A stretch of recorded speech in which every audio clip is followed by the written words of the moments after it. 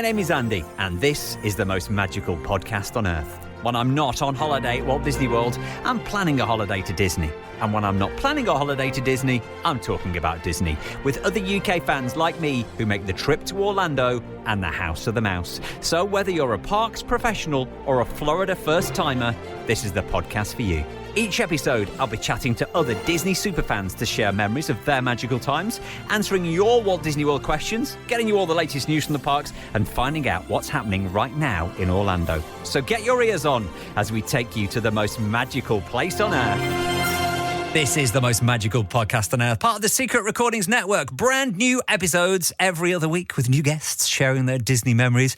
Shell is on this episode of the podcast. She is fresh back from Florida. So fresh back, she's still jet lagged and she's up to her neck in washing. We'll talk to Shell about her trip in just a moment. We have got a lot of news to get through as well.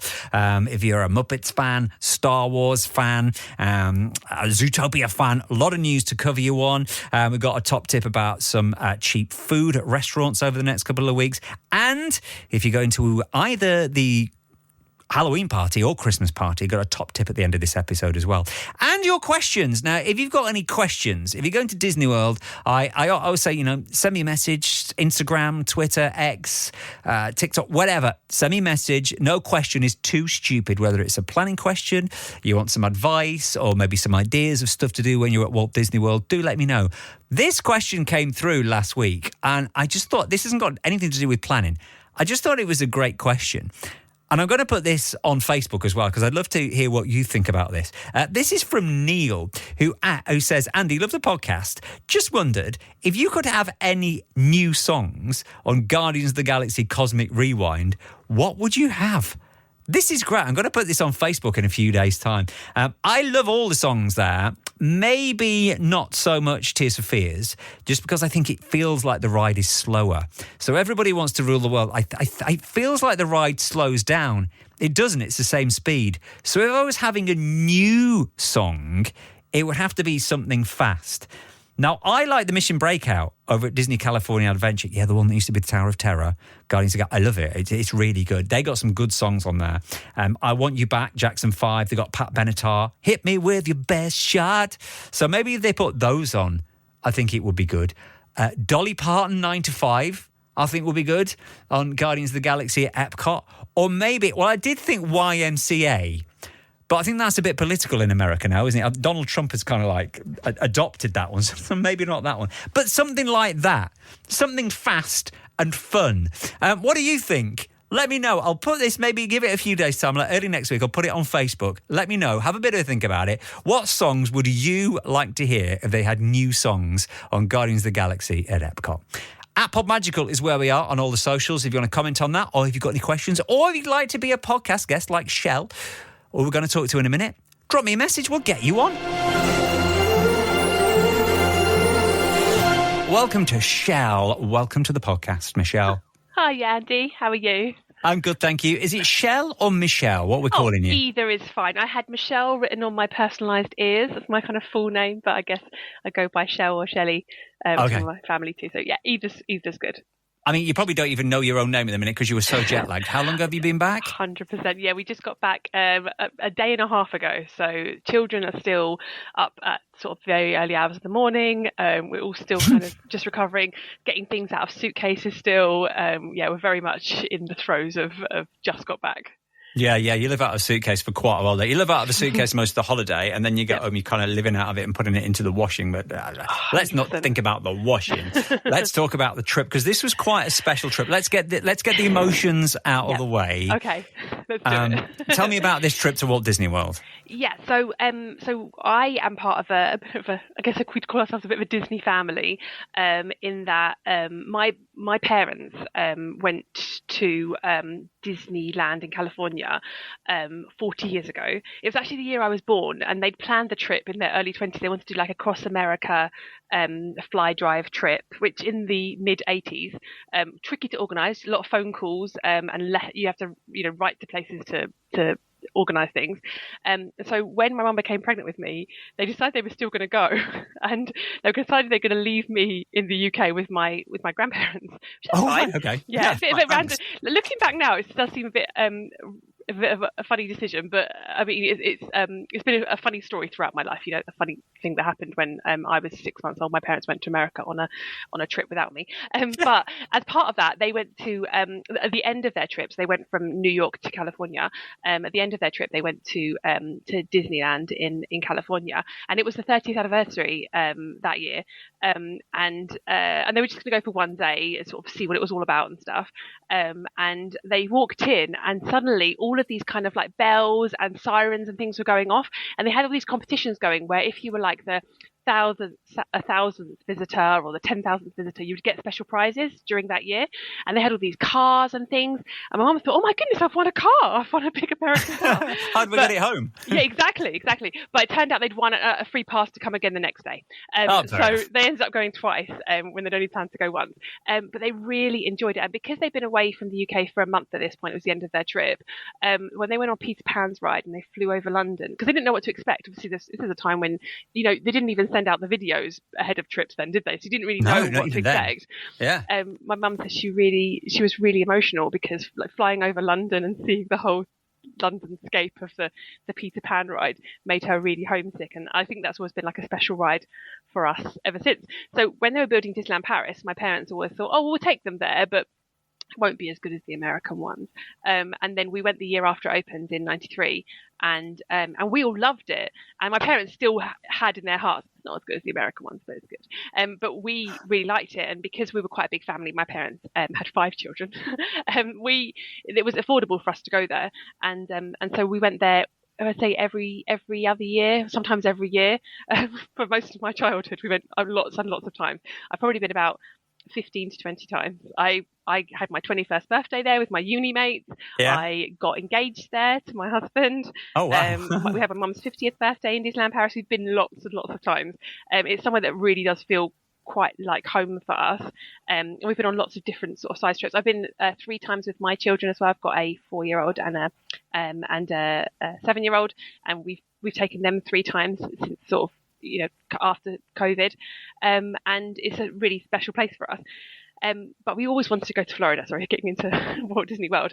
And so once my parents took us in 1999, and I was 14 at the time, and it was a really great trip, and one that we always talked about afterwards. We went for 3 weeks, and my dad had lost his parents the year before, and he had spent all of his inheritance to take us there. That was, I think for him, as part of the grieving process, it was quite good to have something to focus his mind on, all of the planning and preparation at that and time. Family time as well. Exactly. I guess that's very important. 100%, exactly. So it was a really special trip, and then we'd always said as a family we were going to go for his 60th. That was always the kind of the plan, and that we would go for his 60th. And so for all of these years, we've always thought we're going to go back in 2020 for my dad's 60th. And then unfortunately, we did plan most of the trip, and we had a lot of it organised and booked, and restaurants booked and everything. And then COVID hit. And at that time we were going to be going in a big group of 15 of us, and they were kind of like partners, and so all of my parents, all of their children, partners, the children that we had at the time, we've had more since, and it was going to be this massive trip. We had a big house booked and everything, a big villa. And then unfortunately COVID hit. We got everything refunded, and but then then unfortunately my dad got very unwell, and then he passed away in 2022 cancer. So it was really sad, and him and I had really been the ones planning this big Florida trip as well. We'd read all these massive books, comparing notes, and that was a different sort of, I know Walt Disney World seems to have changed a lot since that planning, because everything was very different then. There was only one park that had early magic hours, so if you were staying off-site, you'd have to avoid that park and try and go for the other ones, and there was a lot of different things that we'd kind of factored in as part of our planning, which so the landscape's changed quite a lot as well. And so it was somewhere I always really wanted to take my children. My husband and I really wanted to take our children, and so it was always this sort of like beacon that we want to do it, but there was a lot wrapped up in planning it, I suppose, and it always seemed very intimidating. But this year we sort of bit the bullet. It's our 40th birthdays, my husband's and mine this year. We were like, we're just going to do it. We booked it in January with not really any idea what we're doing. And then I religiously listened to your podcast. I just had it in my ears all the time, and taking notes and things like that, and just like trying to get as much information as possible about, you know, what we need to do. Because somewhere like Disneyland Paris, I feel like I know I pretty much know how everything works. The lay of the land, after 20 times, I think you would. 100%. I know all of like the secret little back alleyways and how to get from here to here really quickly, and all the tips and tricks. I got them all, and I know that Disney parks, quite a lot of it is about that, about feeling like you're kind of like, oh yeah, no, I've got the insider track on this. Feels quite good. So that was why and I don't think that we did that 100% on this trip, but we did our best, and we had an amazing time. So it was really, really good. Yeah, sorry. So I've gone into a whole bunch of stuff, but yeah, so we were there for 2.5 weeks in Orlando itself. We had flown into the US 5 days before, and we took a little mini trip. So we flew to Tampa, then we took a little mini trip to New Orleans ahead of it, which we still kept a little bit Disney-ish, because we did a trip on the bayou, which they'd taken the Disney animators on before they did Princess and the Frog, and they showed us the tree that they modelled on Mama Otie's tree and stuff like that. So we still kept it a little bit Disney, and we also got to go on a paddle steamer, because we knew we wouldn't get to go on the riverboat once we were at the park. Exactly. So we kind of plugged those gaps too. So, but yeah, that was a little extra bit that we did, and then we flew back to Tampa, and then we drove from Tampa to Orlando, and then we were in Orlando for 2.5 weeks. So 2.5 weeks. Did you stay at Disney for this trip? Well, here's the story. There's a story. Yeah. So we didn't stay. We stayed off-site for the majority, and we stayed somewhere with like 2 bedrooms, the sort of condo with a within a big apartment complex, a place called the Grove, which is sort of southeast of Animal Kingdom, maybe sort of 10 minutes to Animal Kingdom and then 15 to the other parks. But we had a car. But then I'm always really inspired by the bit in your podcast you do about people's ideal day. And I don't know what happened, but I sort of started thinking, what would we do for our ideal day? And while we were there, it was going to be our wedding anniversary. Right. So for one day only, we went and stayed in Wilderness Lodge for one night only, and we had our dream 24 hours in Walt Disney World. Which was I'm going to really pause cool. you there, because we will find out about that at the end of the podcast. Sounds but that's good. that's a good tease to leave us on there, though. Okay, so cool. Can we go back? I want to go right back. So tell me about the first time you went to Walt Disney World. You say you were 14. Yeah. What do you actually remember from that trip? So I remember the heat. We were in August, same sort of time of year, sort of mid to end of August, and I remember being very hot. Animal Kingdom had just opened the year before, so everything was very shiny and new there. I remember that being very exciting, and the Animal Kingdom being very busy because it was all new and whatever. I remember the parades a lot and that kind of thing, and just the kind of I really remember the kind of entertainment that you don't get somewhere like Disneyland Paris, like when you're on the tram on the car park on the way and they're telling jokes still, or the pre-show to like Fantasmic. I remember things like that, like, you know, the working with the crowds and things ahead of time. So yeah, those sorts of things I really like, the general sort of ambience. I really remember. I remember the food, like the portion sizes being huge, and finding that surprising. And yeah, I think it was just the sort of, what is fun about Disneyland Paris is the kind of the French aspect, where you don't fully understand what's going on a lot of the time. Whereas when everything's in English, it's kind of a very different experience. So I remember that as well. That kind of like the change to everything, kind of, you know, you being kind of fully understood and fully understand the culture and stuff. So yeah, and then just the size of everything. Like, I think when I saw Epcot again this time after 26 years, we're trying to work it out in my head how long is 20 it's sort years. Like really strikes you, like, you know, like the size of everything is just incredible as well. So that was really brilliant. I don't know, I can't really like put my finger on like why I love it so much, but I just, you know, I think you probably feel the same or hear the same from so many people. Well, that's it. I usually say, why do you love Walt Disney World so much? But you don't know. You just want to. It's a feeling sometimes. It is, and it's like that sort of attention to detail on things that feels like it's not done just because, like, if this is better, people will pay more for it. It feels like it's done out of love. Do you know what I mean? I don't know if that's a bit too much, but it feels like it's done out of art and love and like a real, like, love story. It's storytelling, isn't it? It is. But for the sake of storytelling, do you know what I mean? Rather than kind of, So that's a part of it as well. So yeah. Was there anything that, obviously you've just come back? Yes. and after 26-year gap, was there anything you go, I wish they'd still got that, anything they've got rid of? And you I go, really remember the Bugs Life show from within the Tree of Life. I think because a lot of people hadn't experienced it before, when the seats started rumbling, everyone was screaming like it was a real kind of. It was terrifying. Yeah, and I think because no one had been on it before, because it was such a new park, I really remember that moment and being like, "What is going on?" So I was a bit sad to miss that. I think the other thing as well that I think. I've not missed, and I know that you said before you're trying not to have any spoilers on the Starlight Parade, but I did feel a little bit like I really love the Electrical Light Parade, and I would have loved a Pete's Dragon Float. I always think it's so random. Yeah, I'm sure you probably realise that you're probably aware that there isn't one. But it's such a random film, and it's the only place you really see it anywhere in the park.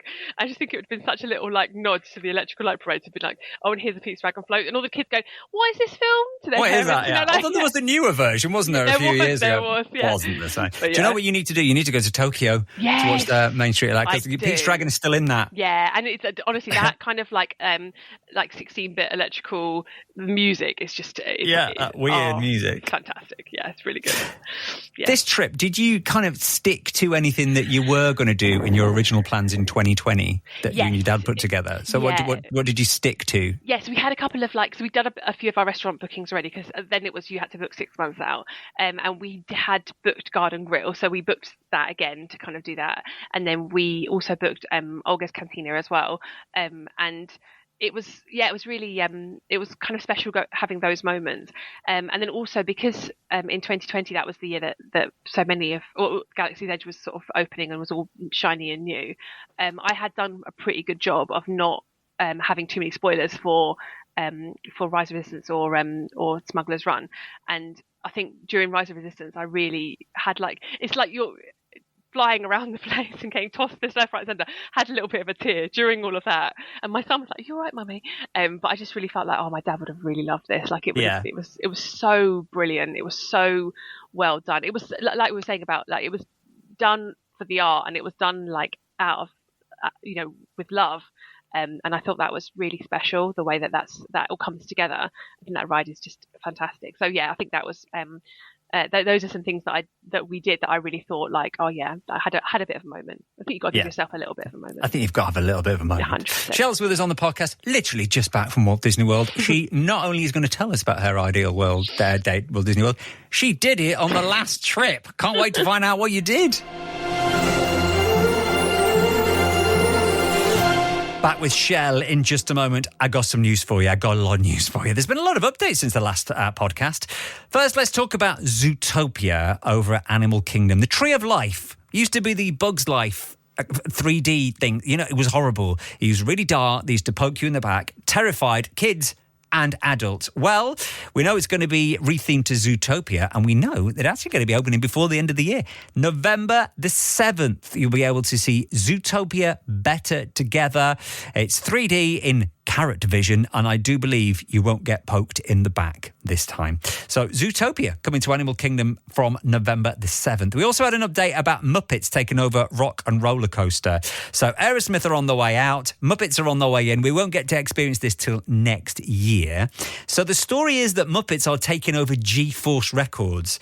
The queue, the waiting room, where you're waiting with Aerosmith and she says, we better order a super stretch limit, that kind of thing. So when you're in that room, it does look really good.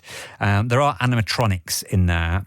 So if you're a Muppets fan, you'll recognise. Well, we've got the penguins that you might recognise from Muppets 3D. There's also Scooter is in there as well. And there's video screens. It looks like Kermit and Miss Piggy. And it looks like the band have gone missing. Dr. Teeth and the Electric Mayhem, who obviously are the band that are taken over from Aerosmith on RockNRollercoaster. It looks like they've gone missing. But thanks to Muppet Labs, they've got a fast car to get us there. So the outside looks brilliant. They've repainted, or they will repaint the guitar like a big psychedelic, electrical, more colourful guitar outside the attraction. And then inside the queue and the waiting room in the recording studio looks brilliant. However, I think be prepared to be let down for the actual ride itself. Don't build your hopes up for the actual ride.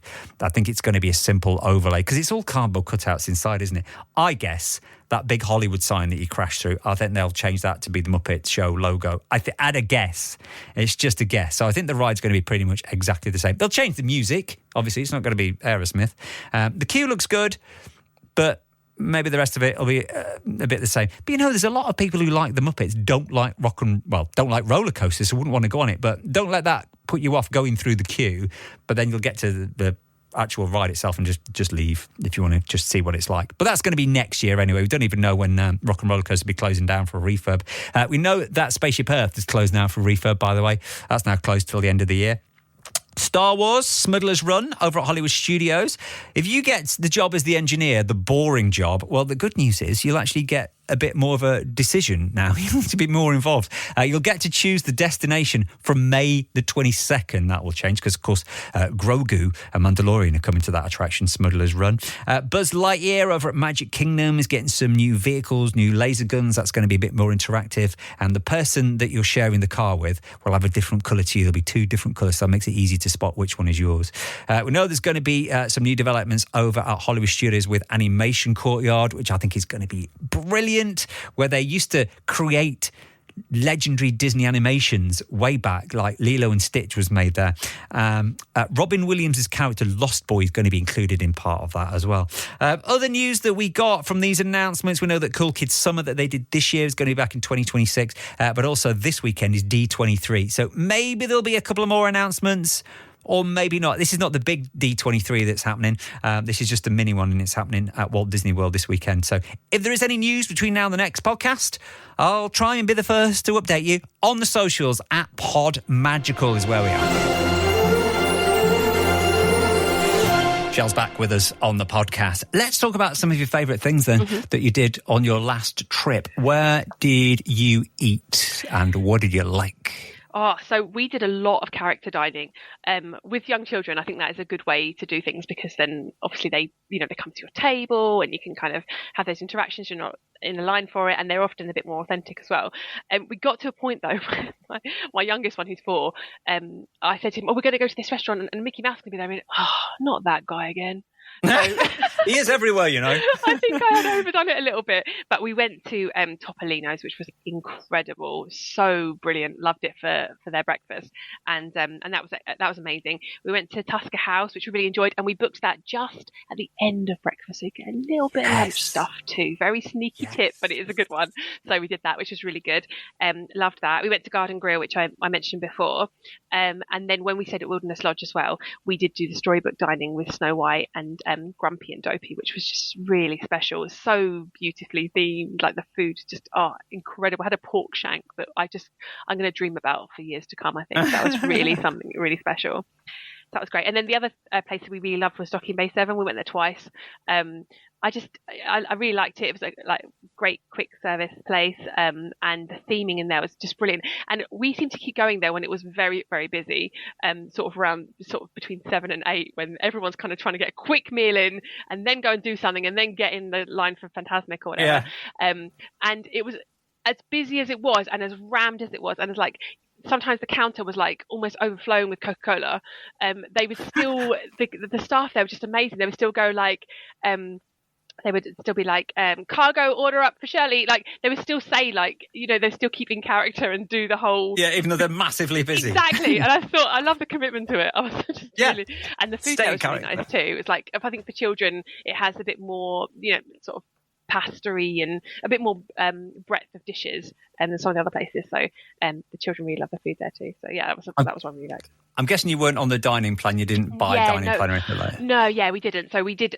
We did to do a bit of eating in and around the parks, and then we did a packed lunch a couple of days as well, and good plan. That was fine too. Yeah, and there's quite a lot of space to eat it as well. We found lots of really great places with a bit of shade, and where you can just sort of watch things go by and eat your sandwiches and stuff. So so it was good. We had a bit of a mixture. So we did a bit of eating in parks and a bit of packed lunches and stuff. So. How did you budget for it with food? Did you say, right, did you pre-plan before going, right, this is going to cost us this, we'll eat here on this day? How did you work that out? Because a lot of people ask me that. How do I budget for food? Yeah, so I did have a little look, especially the character dining. I'd already planned out how much they were going to be and work, because obviously you can get the price off the site, but you need to add on your tax and tip. And you need to kind of be aware of how much that's going to be. So I'd kind of parked so I had a little note of how much I expected each of the character meals to come in at, and then we just played it by ear. I didn't find the food in the park to be too expensive. We're just getting 2 kids meals usually and 2 adult meals. And a lot of the quick service places, the kids meals are sort of $15 and the adults are maybe a little bit more like $20. The drinks are expensive. I think that's a real, if you are savvy with your water bottle, and as we know, free ice water everywhere. We know this. Yes, it's a good tip. Then that's a real cost saver as well, I think. Making sure that you're on top of your ice water. I find usually if you have like a glass of wine or a cocktail with a meal, suddenly that is where you notice the price of going, 100%. This is expensive now. You're talking like $20 for a cocktail. You go, suddenly that makes it an expensive meal then, doesn't it? Yes, definitely, yeah. Yeah, I agree with that. So, favourite attraction? Could be a ride, could be a parade, could be whatever. Yeah, so I'm going to say Star Tours. I just love Star Tours. I think it's brilliant, and I think the adventure continues. It's just the most fantastic addition to Star Tours. Star Tours is already great. Star Tours in Hollywood Studios, very different to one in Paris. The queuing area is just, you're queuing in an Ewok village under an AT-80 that blasts out cold air you couldn't make it better. It's fantastic. And I just loved it. And also, I think in France, the chaos of Star Tours is kind of a little bit created by the fact that you don't really know what's going on because half of the robots are speaking in French to you as well. Yeah. So I quite really liked the Hollywood Studios one. And also, it's just, so me and my son had this thing where the older one, the younger one went on Mickey and Minnie's with my husband, and then me and my son were like, right, we're going to keep riding until we get one where we go to the Wookiee planet, and we went on 4 times until we got one where we went to the Wookiee planet, and we just we set a scenario, and we just be, because for us so many times it was a sort of 5-10 minute queue. You're just sort of walking straight round, and I love that feeling. Yeah, it doesn't get busy. Yeah, when you're at a theme park, of just like that kind of like, let's go on again. Okay, then let's just do it, and then and we just kept riding over and over again. One time he was the spy on the ship, which was really exciting. I didn't always realise that happens. Yeah, it was great. We went on so many times. And what I found a bit weird about, when it took me a bit of a while to adjust about Walt Disney World, was the kind of the equity that you give rides because of that I was giving rides because of their queue time in Paris. So like Star Tours in Paris would often be like a 30-minute. So when it was on 5 minutes, I was like, we've got to go on now. It's only 5 minutes. Because I would think run. And I was doing that with a lot of things before I realised you're in a different landscape here. You need to just relax. Tomorrowland Speedway is not the same as Zootopia. You can queue for an hour for Zootopia in Disneyland Paris easily because the loading time is so poor and it's just a longer track and it's just a bit more. Whereas Tomorrowland Speedway, we saw it at 5 and 10 minutes. I get really overexcited about it. I'd be like, we've got to go on it. And then Miles would be like, it's been that time all day. Just relax, like calm down. But it's really funny because you give rides a certain waiting because of how long the queue time is, when actually, is it merited? I don't know, sometimes it isn't. So yeah, that was just, I find that really funny. Even the Dumbos, because in Paris, the Dumbos, you're often like 45 minutes for that as well. Whereas the setup they have in Magic Kingdom for the Dumbos, the double Dumbos with the play area, with the air-conditioned play area. Double Dumbos. Double Dumbos. Yeah. Brilliant. Double Dumbos is where it should be. Honestly, that's how it should be done every time. Anyway, sorry, I've digressed. But yeah, so really love Star Tours, and I think it's a great ride, and I love that they've got all the different adventures. And I've heard that they're going to do something similar with the Millennium Falcon Smugglers Run as well in the future. They are. Yeah, with that's Grogu, cool. yeah. That's very cool. So you say you've been listening to this podcast to pick up tips. What tips did you pick up when you were there that you can share with us for future trips? Yeah, so a few. So one thing that worked really well for us, having young children who want to buy stuff all the time, was I bought them big penny press books before we got there. And then every day I'd let them have a couple of pennies. So that we could, those penny press machines, everywhere in the parks. I actually looked it up, and I think there's you can get 400 or something different designs. They're everywhere. They're in all like the resorts, they're in all the parks, they're in all the water parks, they're everywhere. And they're you get 8 of them for $5. So I say to my children, you get 4 each a day, and they'd like have to share 8 between them. And they just were so happy because they get a little memento from whatever ride or attraction they enjoyed.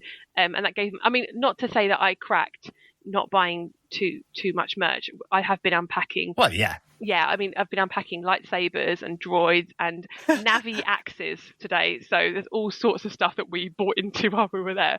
But I think it was a good little thing for them to have like one little thing every day that they got. And they put their pennies into their books, and they've got these big full books of pennies now. That's a great idea for a souvenir, yeah.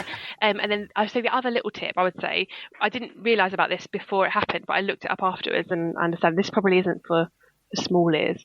Okay. But when you might have heard this before, but in Epcot we were between the America Pavilion and the Italy one. We were just sort of walking to a dinner reservation, and suddenly loads of characters came out. Characterpalooza, yeah. I've heard it's to do with like a bit of a training thing, so they're very well monitored, and they're usually people who newer characters for friends of characters. I think that's how they but it was fantastic. We saw Mickey and Donald and Stitch and Mary Poppins Penguin and loads of characters. Really, it was amazing, and there was sort of very little queue. It was all very informal and stuff, and so that was really good too. So yeah, I've heard that I found out about like why that had happened afterwards, but we really enjoyed that. That was really fun too. That's always good. Like a magical moment, And you did the Halloween party? Well, we didn't do the Halloween party. Oh, were you there for Halloween? Yeah. So we our last day, so we were flying on the Friday night, and that was the first Halloween party that day. So we went to the park the day of the Halloween party the morning, which was amazing because there was no queues on anything. It was incredible because a lot of people are sort of realise it's a shorter day if you've got a regular ticket, and then everyone's out by 6, and the Halloween party is starting to come in, and we left the park at 5, so we were seeing the Halloween party people coming in, and some incredible costumes. It was really amazing. But we saw the whole park decorated for Halloween, which was really cool too. Yeah, so we didn't actually do the Halloween party. But you saw Halloween decorations. Yeah. How hot was it, by the way? Because a lot of people saying that first Halloween party was hot. It was insane. It was. I think I checked on my phone, and it was like 42 degrees at one point. It was phenomenally hot, and I saw some really intense costumes, absolute heroes wearing them, but like some really brilliant costumes. Some women in like full length dresses with long sleeves. I saw a man dressed as the Beast. I saw a man dressed as Mr. Potato Head in a massive costume. I just couldn't. I was in like shorts and a vest. Like it was so hot. So props to them. And I hope they had a really good baked party. Mr. Potato Head probably. 100%.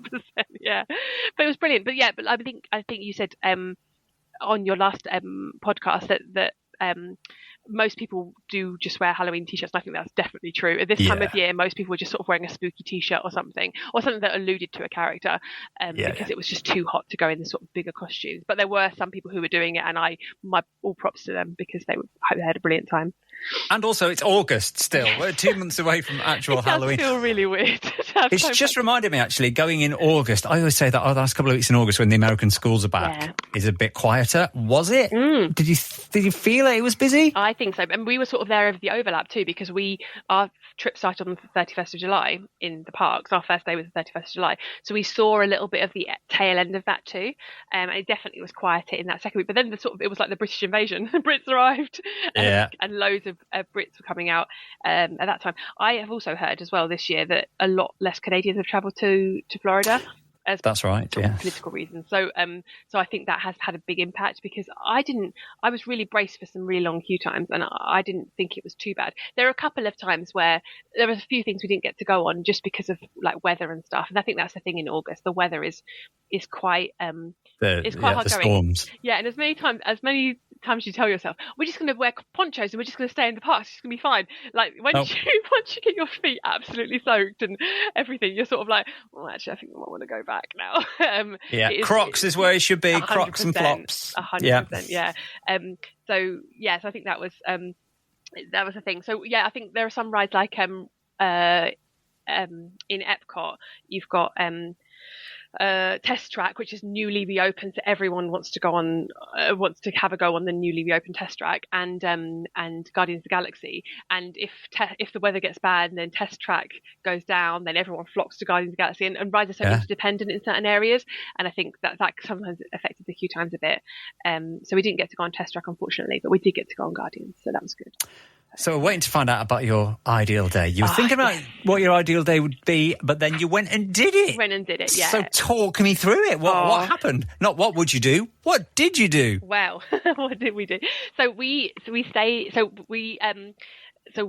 drove early into the parks because we were now resort guests, which is very exciting. And as part of kind of planning for this as well, I did a bit of you start to do a bit of Disney maths on it all as well, because you're like, well, if we do that, well, it'll cost this much, but then we're saving on parking for that day and that day. So that means you start to do all the sort of like,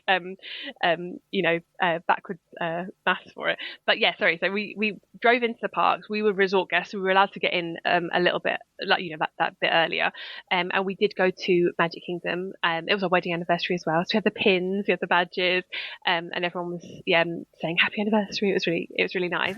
And we actually spent most of it in like Adventureland. So we did Jungle Cruise, which was really good. We did it. Do you know what? We never managed to hit that cheeseburger spring roll cart when we were hungry. I don't know what happened. We just kept walking past it. I kept going, we've got to get those at some point. You never did. We never hit it at the right point. We hadn't just had a massive meal or something, and we just were like, so we messed that up a little bit.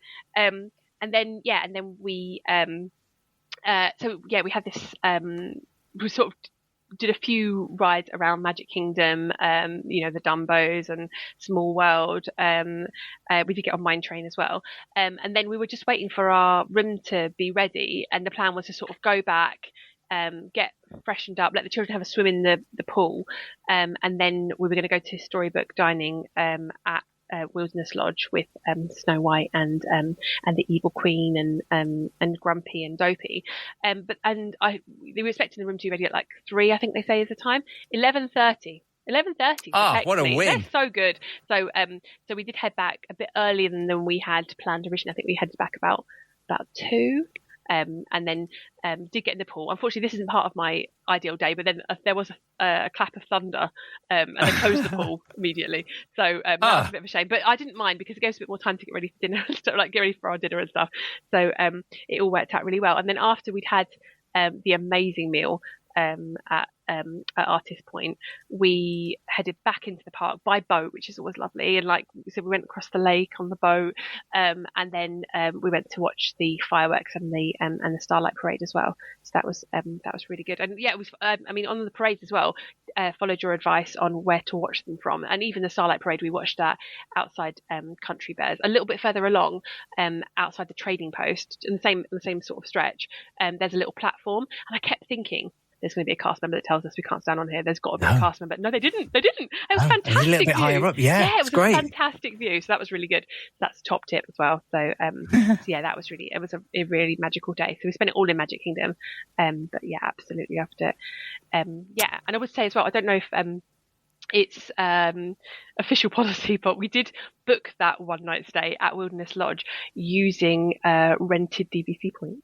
Yeah, that's fine. It was really cool. Yeah, and totally fine. I was a bit like, is this legal? Can you do this? But it's a whole normal thing. And so I'd seen a vlog talking about how to do it and stuff. So we gave it a try and saved ourselves, I think, probably about £125 on the night. And also we got this snazzier, bigger room, and we were in the Boulder Ridge part of Wilderness Lodge, so we had a little kitchenette and everything, and then there's another pool there as well, so that's fantastic.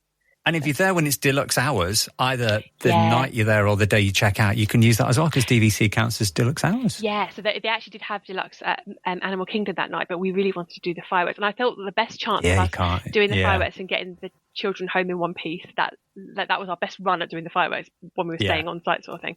So yeah, that's what we did. One more question before I let you get back to your unpacking and washing. Favourite memory from Disney World, from any of the visits? Do you know what? I'm going to open this. I'm going to say favourite memories from any Disney visits. Okay. So it could be Paris. Oh, gosh. First time you went to Florida or this latest trip. One memory. Oh, there's so many. There's so many. I mean, obviously we got engaged. We're putting the engagement aside because that's obviously a good life memory.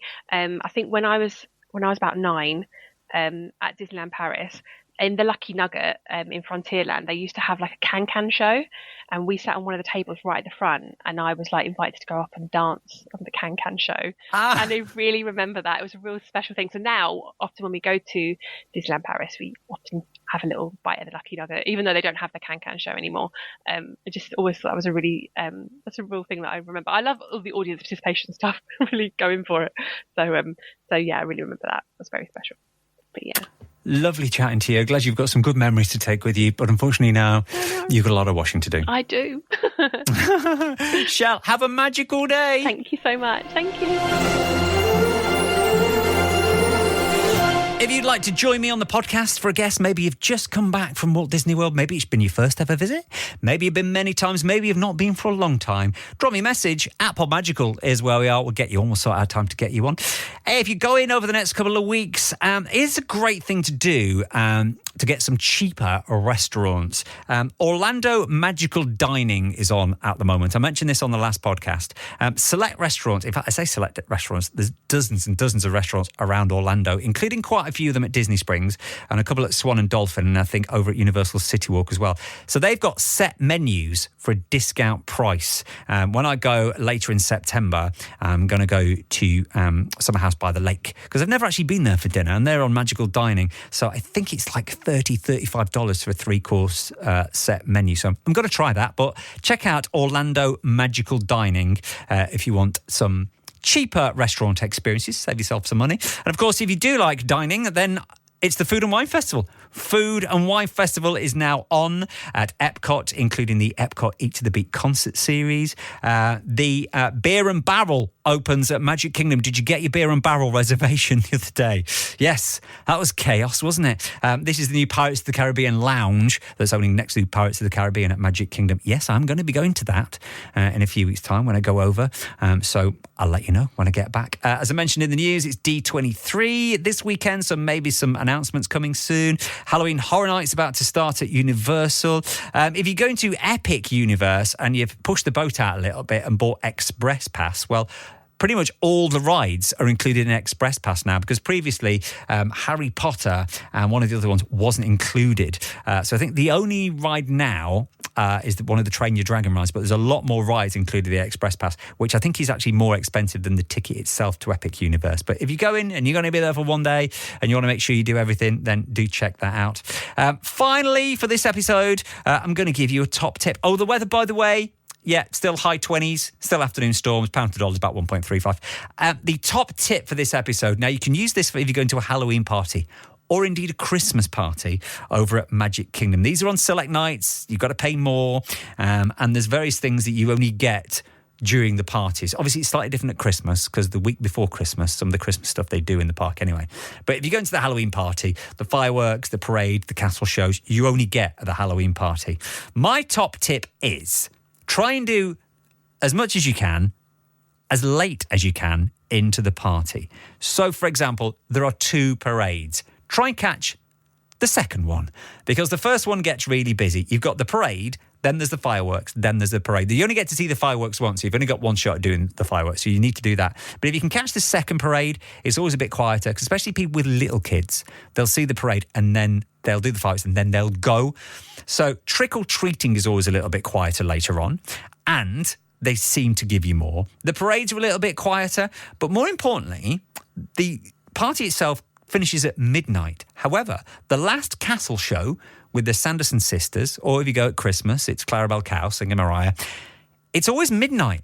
So the party finishes at midnight, but the last castle show only starts at midnight. So technically, you're extending your party by 20, 25 minutes. Now, I remember last time I went to the Halloween party, I did this. I actually ended up watching the parade twice because I like watching the parade. And I do like to watch the parade. I watch the parade anyway over at Frontierland, just because I think it's quieter. Christmas, I like to see the Christmas parade by the castle and Main Street. But I think watching the Halloween parade over at Fantasyland, over at Frontierland, because it's a bit dark around there, I think it works better.